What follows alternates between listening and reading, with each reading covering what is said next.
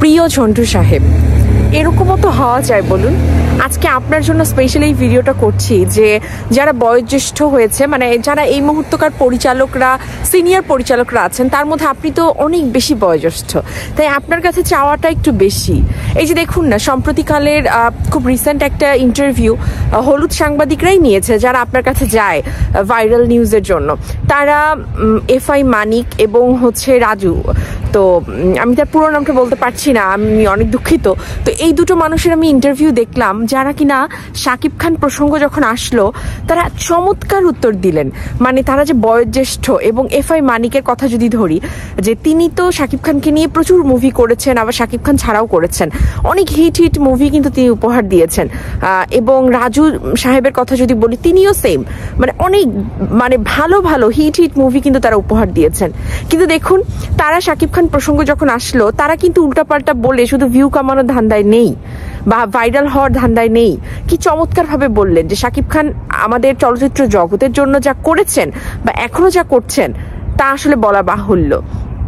তারা এও বললেন যে আমাদের জায়গা থেকে আমাদের আরো কিছু করবার ছিল, যেটা আমরা করতে পারিনি, কিন্তু শাকিব খান করে দেখিয়েছেন একযোগে। তো এই যে কথাগুলো শুনলেও তো ভালো লাগে। তারা এখনকার সিনিয়র পরিচালক, তারা এখন আগের মতো আর কোনো মুভি বা এরকম কিছু করছে না, কিন্তু তারা কিন্তু অ্যাটলিস্ট এই সমস্ত কি বলবো ফাও কথাবার্তা বলে শুধু ভাইরাল হওয়ার ধান্দায় কিন্তু নেই। তা আমি বলবো, ঝন্টু সাহেব, আপনি তো সবার সিনিয়র, অনেক বেশি বয়োজ্যেষ্ঠ, তো মাঝে মাঝে এই যে উস্কে দেয়া কথাবার্তায় আপনি ট্রিগার হয়ে যান, উত্তেজিত হয়ে যান, হয়ে নিজের সম্মানহানি করেন। আপনি এগুলো করবেন না প্লিজ।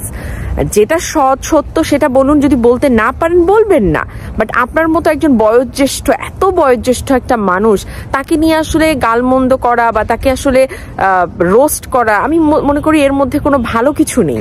বাট আপনি বাধ্য করবেন না, আপনি ভালো আছেন বা সুস্থ থাকেন এবং ভালোভাবে থাকেন। Thank you. আর আবারও বলছি, সকল সাকিবিয়ানদের অনেক অনেক ভালোবাসা, যে সাকিবিয়ানরা এমন ভাবে আমাকে সাপোর্ট করছেন, আস্তে আস্তে করে পেজটা বড় হচ্ছে, আপনাদেরকে নিয়েই থাকতে চাই। সো অবশ্যই আমার ইউটিউব চ্যানেল টকেটিভ ফারজানা, সেটাতেও ভিজিট করতে ভুল করবেন না। আর বলে দিচ্ছি, আমি তো খুবই এক্সাইটেড, শাকিব খান চলে আসবে আমাদের নিউ ইয়র্কে, তো রাজকুমারের বাকি শুটিং এর জন্য। তো এখানে আসা মাত্র যত আপডেট আছে সব আমার কাছ থেকে পেয়ে যাবেন। Thank you.